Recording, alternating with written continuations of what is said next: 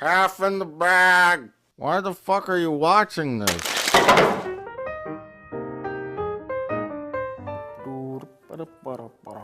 We're back!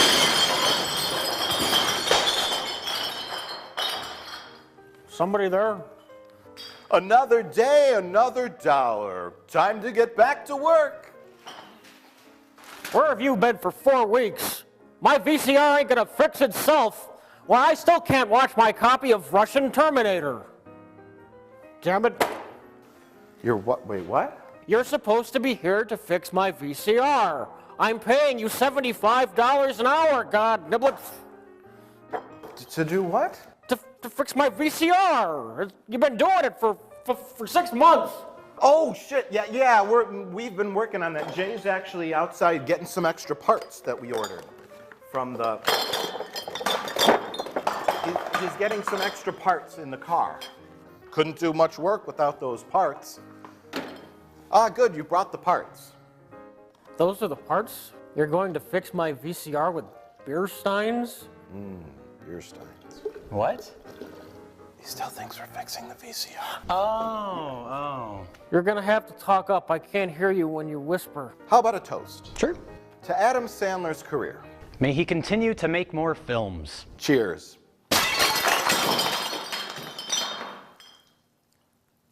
That's bad luck, right? Yes. I hope so.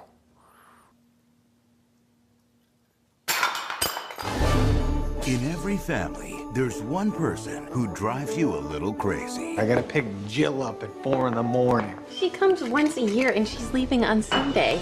But during the holidays, Jack, no fighting this year. there's no escaping it when it's your sister, How we doing? your twin sister. Hello and welcome to Half in the Bag. Today we're going to talk about the Adam Sandler film Jack and Jill. We know it's been out for a while now and you've probably forgotten about it, but here we are and we're going to talk about it. Jack and Jill is theoretically a comedy starring Adam Sandler as both Jack and his obnoxious sister Jill, who get into all sorts of shit, whatever. Then someone farts. How did you memorize the tagline on the poster so accurately? So we did not want to watch this film at all. A universally rejected and critically panned film. Yes, it yes. is. Although it did get a 4% positive rating on Rotten Tomatoes. That's interesting because CNN just released a recent study. It was a scientific study where they determined that 4% of film critics are retarded. Oh, really? Yeah, that okay. there are special needs people reviewing films. Are you going bald? Huh? No, you're getting fatter and your hair doesn't realize it needs to cover more face. Okay. We almost felt obligated to see it after that. It's Yeah. like we kind of have to now. It all came at an interesting time because we had, just prior to that, been making fun of The Zookeeper as being a fake movie. And now The Zookeeper looks like fucking Citizen Kane. Jack and Jill looked like a legitimate fake trailer. Yeah. And I think a lot of people were like, is this a joke? Because Adam Sandler's previous film, Funny People, he's sort of playing an Adam Sandler type character in that, and there are all these fake trailers for similar types of movies, just lowest common denominator, awful comedies. You're the one that has to wizard to make you young again. I didn't mean this young! And this Jack and Jill trailer looks like it could have been one of those fake trailers. Yeah. But it was real. We saw it. We should explain, though, that this review will be a little bit more in-depth than your regular just kind of ripping on Jack and Jill review, because after we watched the film, we discovered that it was much more than just a bad film. So, before you shut this off and go, I know the movie's bad, I'm not going to see it, click. Right. You will learn some information about the sinister underbelly of what Adam Sandler is doing, and how you're all being manipulated by this epic con man. Con man is in quotes. So let's talk about Adam Sandler. I despise Adam Sandler. Actually, you know what? I can't even say that I despise him because I haven't seen one of his movies. I've seen him on SNL a lot. Yeah. I haven't really liked most of the stuff he's done on SNL. The weird thing is like when you look back at that era, Phil Hartman, Chris Farley, all those guys, I could always think of like a character that they do that I'm just drawn to or I remember fondly. But with Adam Sandler, I really can't. Well, he was Opera Man, he was Canteen Boy. All of his characters seemed to be something man or something boy, and it almost felt like a parody of reoccurring characters on Saturday Night Live as opposed to trying to be a reoccurring character. Yeah. I don't know if he's clever enough that was what he was actually intending to do, but that's how it came across. You might be looking into that a little too. I'd probably put more thought into it than Adam Sandler has in his entire career. Yeah. So Adam Sandler, every time I think of him, I think of someone who's shouting. What are you doing? I think I saw the first 10 minutes of the movie where he plays a retarded person. That's everyone. But my point is, I really don't like Adam Sandler at all. I just don't get his humor style. But whenever I talk with people, there's always that but.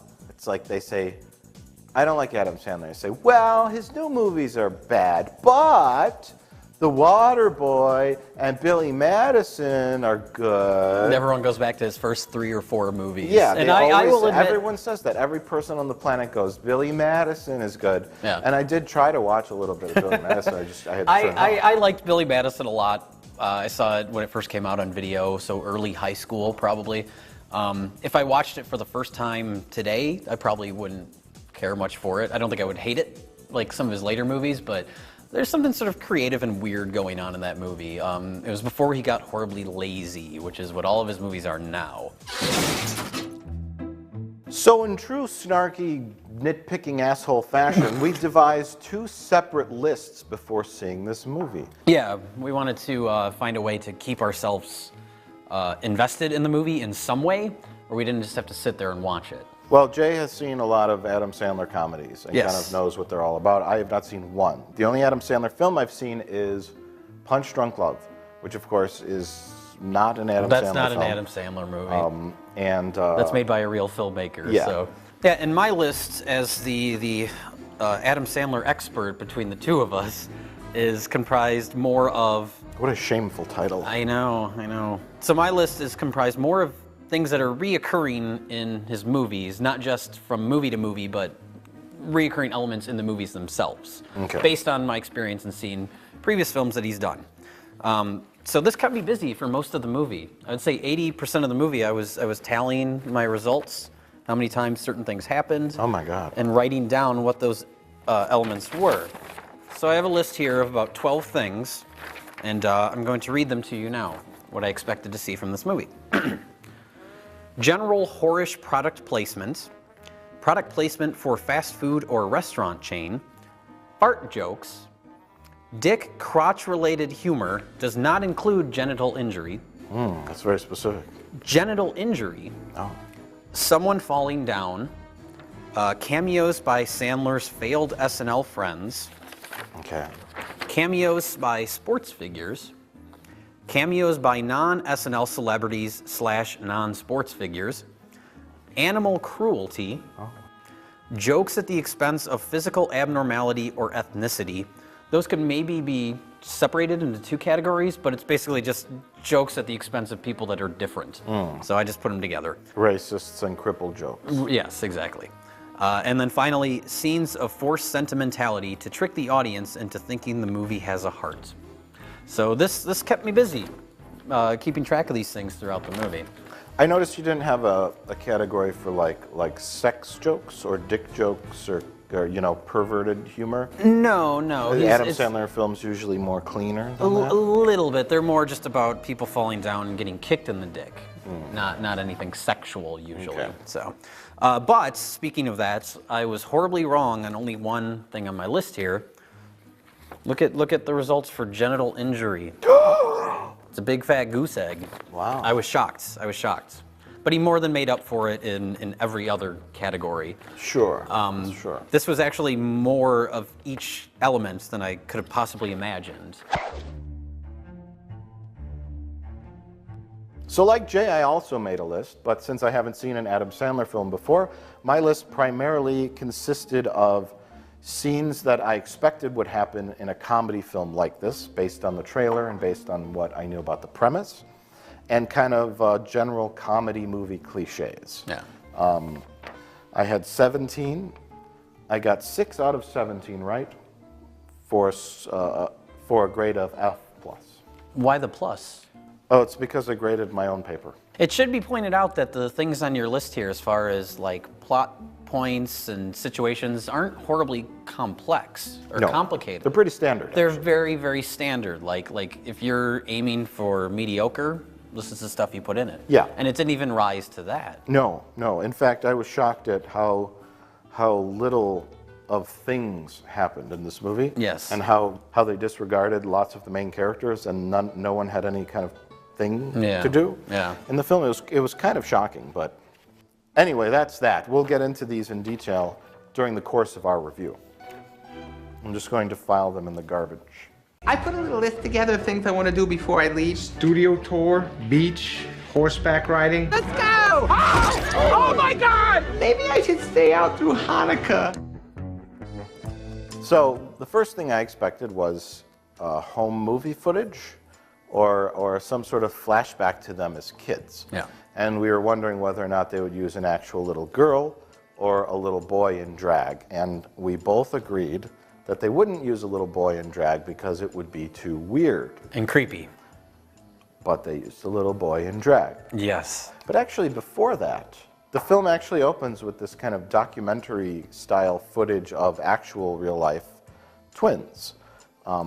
Cutting from one twin to the other as they're telling stories about their twinness. Their relationships and growing up and all that stuff. Yeah. And it just starts. Yeah, there's no music, there's no credits, it just says Happy Gilmore, the logo. And then this goes on for like 5 minutes. And I'm like, I didn't expect that. Yeah.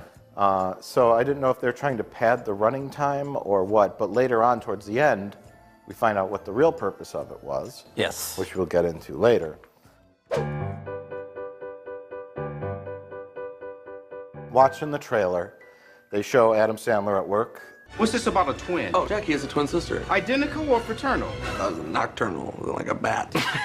Apparently he's a big guy at work. So I think, of course, Jill's going to show up at work unannounced and embarrass him. It's me! It's Jill! I'm here at work! Yeah, well, and then they show his coworkers in the trailer, too. Yes. And they're like, oh, I didn't know you had a sister? So I'm like, for sure she's going to show up at work and do something embarrassing. He's going to be having a big meeting. He's going to be pointing at an easel with a graph on it.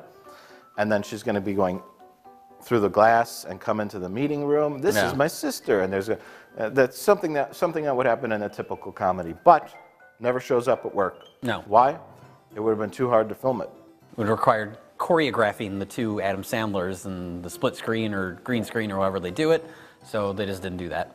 So then I was wrong on that. 2 of my other points were that the plot was going to revolve around Adam Sandler having to get the big account, you know, some sort of really big deal that would make or break the company. Everyone would get fired, or he would lose his job, he would lose his big bonus.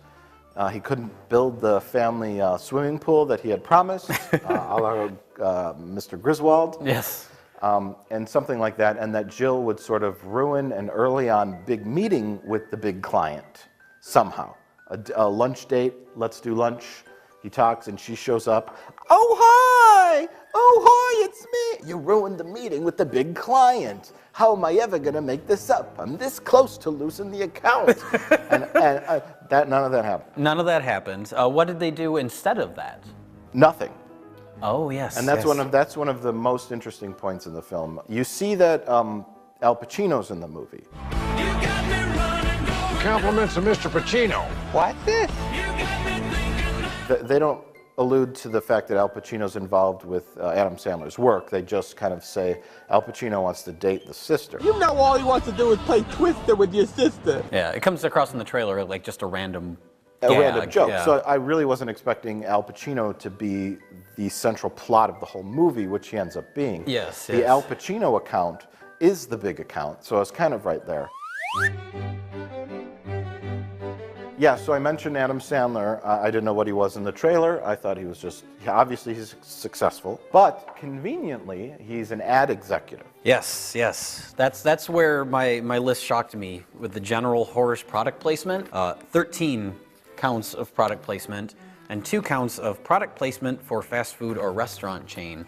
They want to get Al Pacino in a Dunkin' Donuts commercial. Dunkin' Donuts? Did you say Dunkin' Donuts? Dunkin' Donuts. Oh, Dunkin' Donuts is in the movie. Dunkin' Donuts plays a prominent role in the film. So the whole story, literally, is Adam Sandler wants to get Al Pacino in a Dunkin' Donuts commercial.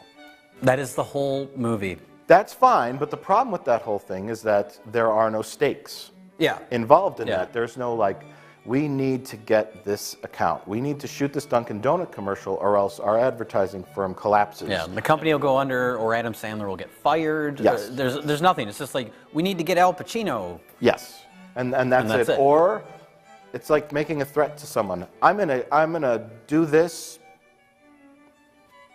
Or what, you're gonna kill me? Or what, you're gonna kill my family? I'm just gonna do this. Okay.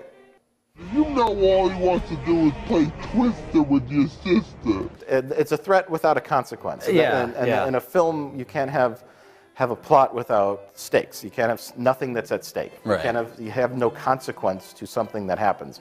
It's what gets the audience involved in what they're watching. And even in a big, broad, dumb comedy even like in a this, big dumb you have to have comedy, there's always something. Yeah. And so the key word here is lazy. So, watching the trailer, I saw Katie Holmes was in it, and I had a couple things that Katie Holmes could do in the movie. She does nothing in the film. Literally nothing. Why don't these guys know how to jump rope? Why didn't you teach them?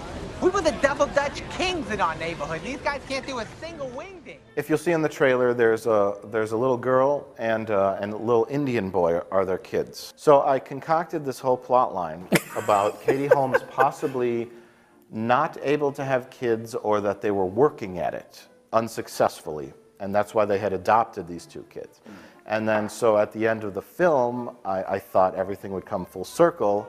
Katie Holmes would get pregnant around Christmas time or Hanukkah time or whatever, and she would get pregnant and Jill still would be there and they'd all be in the hospital and they would do the ultrasound and then on the screen the picture would come up and the doctor would of course be played by SNL actor so-and-so. Or maybe a sports figure. Maybe That'd be a good cameo for a sports figure. Like Terry Bradshaw would show up as the doctor. Isn't it funny that Terry Bradshaw's the doctor? But anyways, they would be doing the ultrasound, and then the image would come up, and they would cut to Jill, and she would go, "It's twins!" And then they would show Adam Sandler, and you go, make some sort of comical face. To, of course, maybe lead in for a sequel, or to tie everything in a nice comedy bow. Yeah. Katie Holmes does nothing the whole film. So we all know Katie Holmes is married to Tom Cruise, who is a weirdo cultist Scientologist. So the Church of Scientology, let's get into that a little. Oh, sure. It's nothing but a fucking weird religious cult that tries to siphon money off of its members. Oh, okay. They're very litigious, they're very militant, and they're fucking nuts. Mm-hmm. They believe in spaceships and reincarnation and they also believe that if you give them large amounts of money, you will get aboard the spaceship to Xenon, the planet of the alien gods. So Katie Holmes, whose career has nosedived since she married Tom Cruise, appears in this movie. Yeah. We don't see much of Katie Holmes anymore, except for in the tabloids. Right. So we were wondering why she's in this movie. We think it might be a movie that she's in because Tom Cruise gave the stamp of approval. Yeah. She doesn't do anything in this movie to like showcase her acting ability. It's not like a breakout role or something memorable. Right, but maybe Tom Cruise knows that if she's in an Adam Sandler film, she'll get a giant paycheck. Mm-hmm. Without having to do anything. So I thought Katie Holmes' character might have some depth. Maybe give her some sort of interest in classic literature, Jane Austen books or something like that. Sure.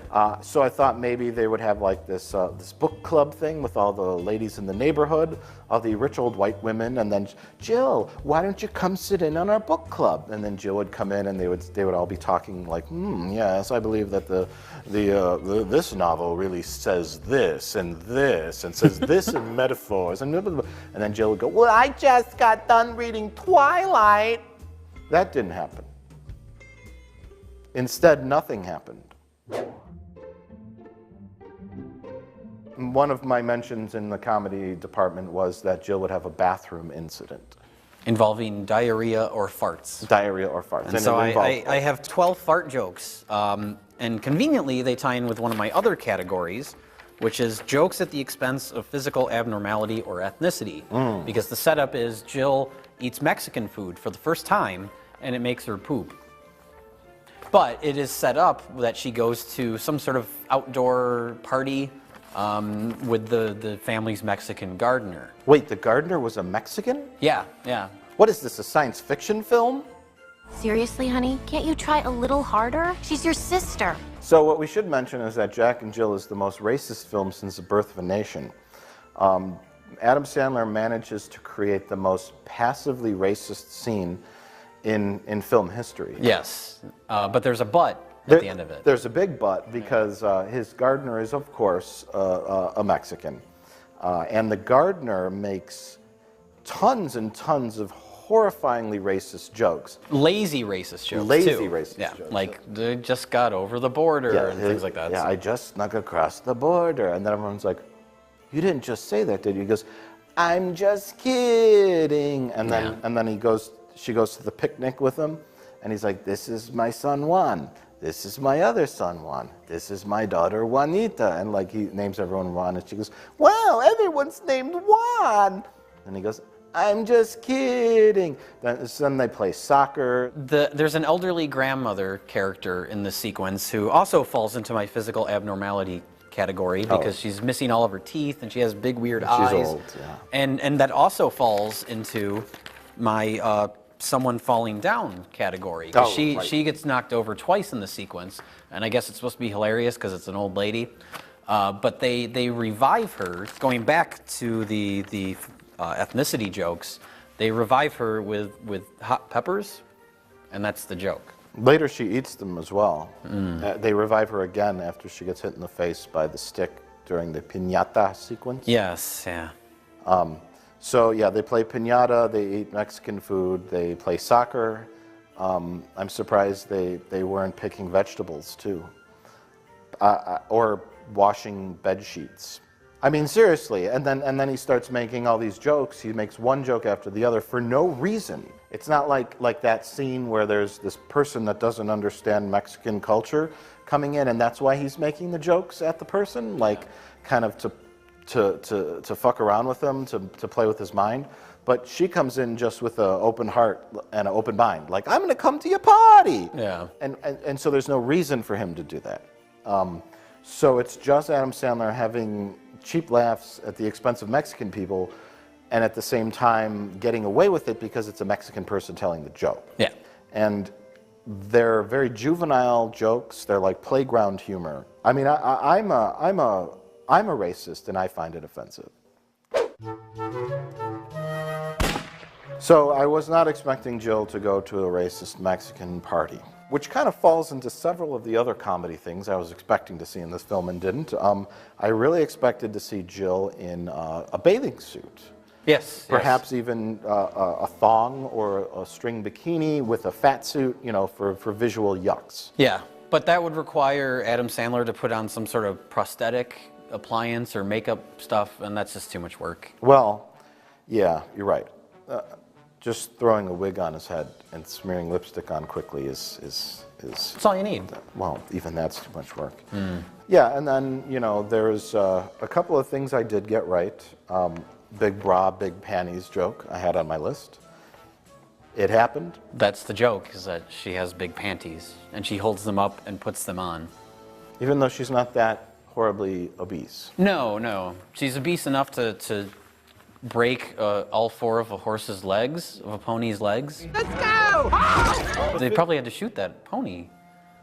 Jay, was a visual effect.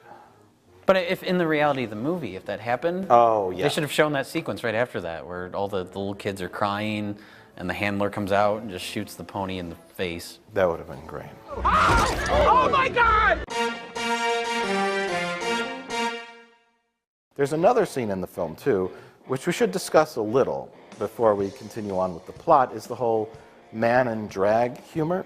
Sure, sure. And how most movies where guys dress up like women, the humor comes from them adjusting to being a woman, to kind of like forgetting like that they have to sit down when they pee, to like discussing things with other women. They're playing a role, or trying on the bra and putting on the wig and not being able to walk in high heels. That's a classic. Yeah.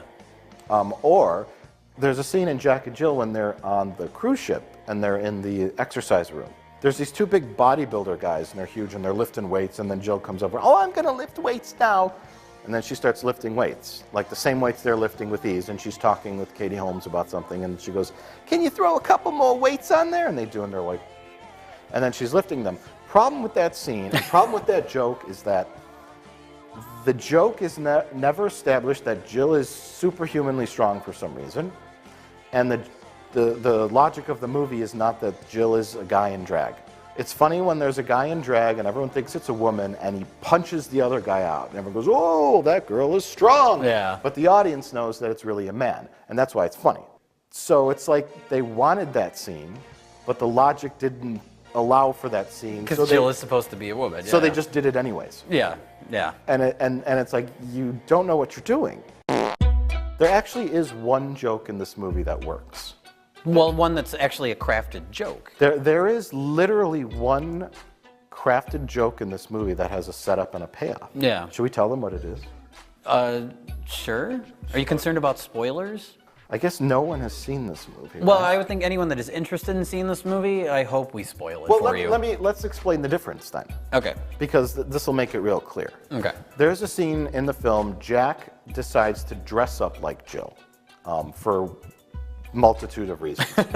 He goes into the bathroom on the cruise ship, and there's the bathroom attendant guy, this old guy, you know, the doorman type, and he's like, hello, sir. He's like, hi, you know, runs into the stall, changes into the woman and comes out, and then the bathroom attendant looks at him and goes, and grabs his boobs and adjusts them because he noticed one was hanging, and Adam Sandler's like, thanks. Yeah. Scene ends. Many scenes later, that same bathroom attendant walks out of the bathroom and runs into Jill, who is really a woman, sees Jill and goes, then grabs Jill's boobs and adjusts them. She's like, what? And punches him. Yeah. Point is, it's a joke. It has a setup and a payoff. Yes. It's set up and explained, and it's paid off, and you understand what happens. And there are no jokes in the movie like that. It's either someone falls down, someone farts, someone kicks someone. At the end, David Spade's in drag, and he decides to grab Katie Holmes and throw her on the floor.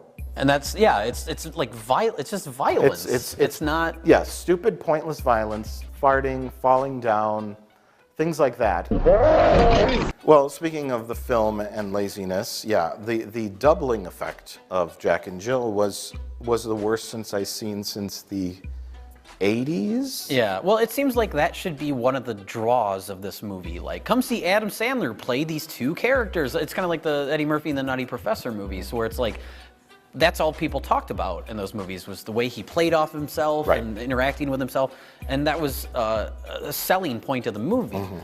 Here, it's just, yeah, awkward split screens or green screen. Well, they're very infrequently together, and they don't really play off each other at all. And like you said, that should have been a selling point, but it's not. They're often in different scenes together. And it's just Adam Sandler in a wig, too. Yeah. It's just very, very lazy. Continued in part 2.